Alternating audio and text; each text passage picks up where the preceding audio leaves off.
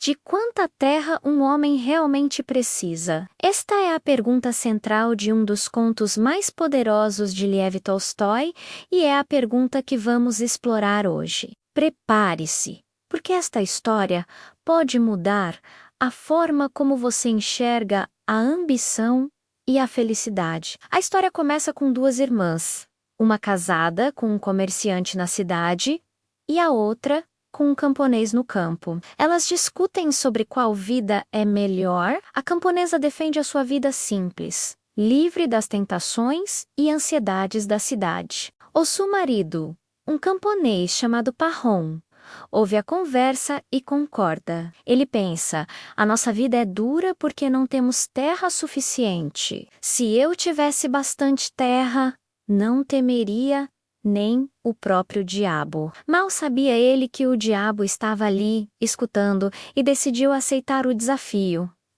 Ótimo, pensou o diabo, vou dar-te muita terra, e através da terra eu vou te apanhar. Pouco tempo depois, uma oportunidade surge. Uma proprietária de terras local decide vender as suas propriedades. Parron, com muito esforço, consegue juntar dinheiro suficiente, vender alguns bens e pedir emprestado para comprar um pedaço de terra.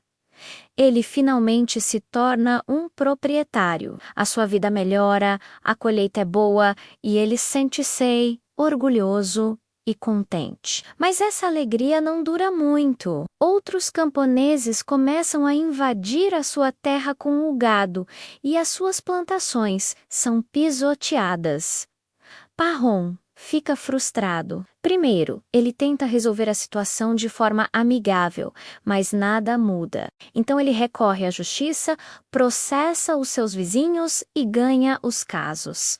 Mas isso só gera ressentimento. A sua relação com a comunidade azeda e ele começa a sentir-se isolado e inseguro. A terra, que deveria ser a sua segurança, tornou-se uma fonte de conflito. Parron começa a pensar que o seu pedaço de terra ainda é muito pequeno. Ele precisa de mais espaço para não ter que se preocupar com vizinhos. É quando ouve falar de uma oportunidade de se mudar para uma nova comunidade, além do rio Valga, onde a terra é abundante e fértil. A promessa de um novo começo com muito mais terra é irresistível. Ele vende tudo o que tem e muda-se com a sua família. Na nova comunidade, ele recebe muito mais terra do que antes, sem custo algum, apenas por se juntar a eles. A terra é excelente e as colheitas são 10 vezes melhores. Por um tempo, Parron sente-se realizado. Ele cultiva trigo e vive confortavelmente. Mas com o tempo, o mesmo sentimento regressa. A terra que ele cultiva é arrendada.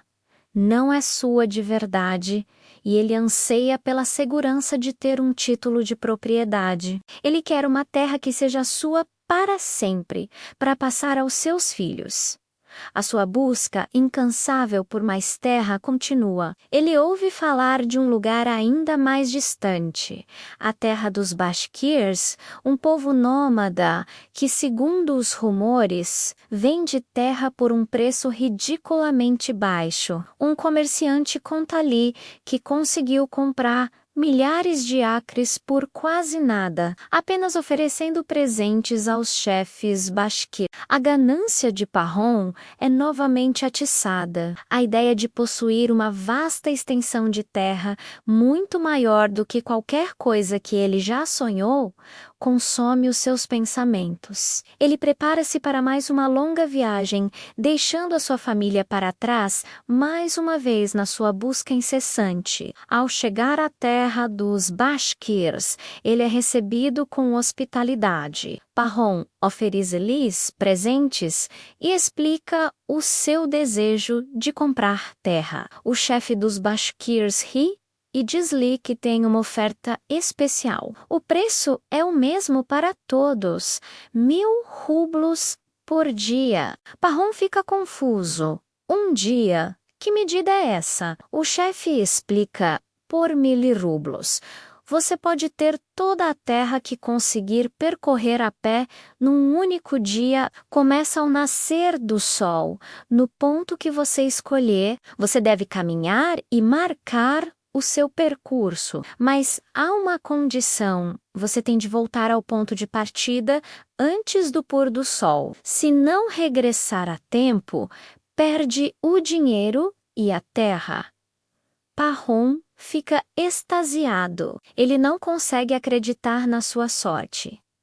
1.000 rublos por um dia inteiro de caminhada, ele poderia delimitar uma área imensa. Ele passa a noite a sonhar com a sua futura propriedade. Ele imagina os campos férteis, as pastagens vastas, a riqueza que acumulará. A sua mente desenha mapas, planeia rotas.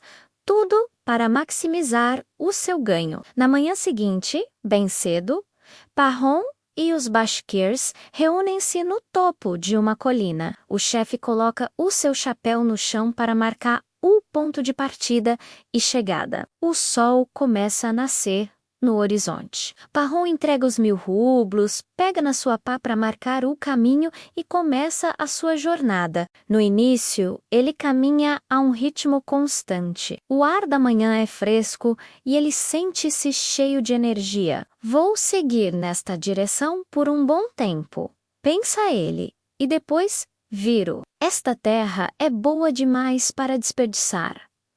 Após alguns quilômetros, ele cava um buraco para marcar o primeiro canto da sua propriedade. A terra é escura e rica. A tentação de ir sempre um pouco mais longe é enorme. À medida que o sol sobe, o calor aumenta. Pahom tira sua túnica, depois os sapatos. Ele sente sede e fome, mas recusa-se a parar para descansar. Cada minuto é precioso. Sofre agora, vive como um rei depois, diz para si mesmo. Ele olha para trás e mal consegue ver a colina de onde partiu. A ganância sussurra-lhe o ouvido. Esta parte é muito boa. Tens do incluir. E ele continua esticando os limites do seu percurso cada vez mais. Ao meio-dia, o sol está a pino. Pahom percebe que já percorreu um longo caminho em 2 direções e agora precisa de fazer o caminho de volta. Ele começa a virar, mas a sua ganância ainda não está satisfeita. Aquele canto ali parece tão úmido e perfeito para o linho. Seria uma pena deixá-lo de fora. E ele desvia-se do caminho, acrescentando mais um pedaço de terra à sua já vasta reivindicação. A tarde avança e o cansaço começa a pesar. As suas pernas doem. O seu corpo está exausto pelo calor e pela desidratação.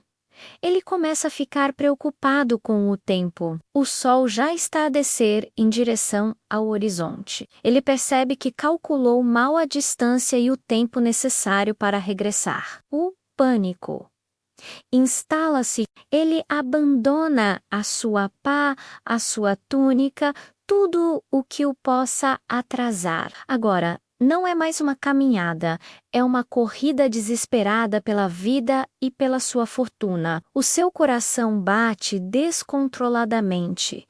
A respiração é ofegante. Ele olha para o sol, que parece estar a cair cada vez mais rápido. Os Bashkirs, no topo da colina, acenam e gritam, incentivando-o. O sol toca o horizonte. A escuridão começa a engolir a luz do dia. Pahom junta as suas últimas forças. Ele vê as pessoas na colina, ouve os seus gritos, mas tudo parece distante, como num sonho. As suas pernas cedem. Ele cai, mas levanta-se e continua a cambalear para a frente. Com o último raio de sol a desaparecer, ele finalmente tropeça e cai aos pés do chefe, tocando no chapéu que marca o ponto final. Que homem valente! Grita O'Shafe. Ele ganhou muita terra. O servo de Parrom corre para o ajudar a levantar-se, mas algo está errado. Sangue escorre da sua boca. Parrom está morto. O servo pega na pá que Parrom tinha abandonado, cava uma cova e enterra o seu mestre. A cova tinha exatamente o tamanho do seu corpo, da cabeça aos pés. E assim, a história termina com a sua pergunta assustadoramente simples a ecoar nas nossas mentes. No final, de quanta terra um homem precisa? Apenas 6 pés de comprimento. A jornada de Parrom é um espelho poderoso da nossa própria sociedade. Vivemos uma cultura que nos diz constantemente para querermos mais dinheiro, mais sucesso, mais coisas. A história de Tolstói não condena a ambição em si, mas sim a ganância cega que nos faz esquecer o que realmente importa: a nossa saúde, as nossas relações, a nossa paz de espírito. Parrom tinha tudo para ser feliz em vários momentos, mas a sua incapacidade de se contentar levou-o à ruína. Então, da próxima vez que sentir aquela vontade insaciável por mais, talvez se lembre de Parrom e se pergunte: de quanta terra eu realmente preciso? A resposta pode ser muito mais simples do que imagina. Muito obrigado por assistirem. Se esta história ressoou convosco, deixem um gosto, partilhem os vossos pensamentos nos comentários e não se esqueçam de subscrever o canal para mais reflexões como esta. 8 Proxima.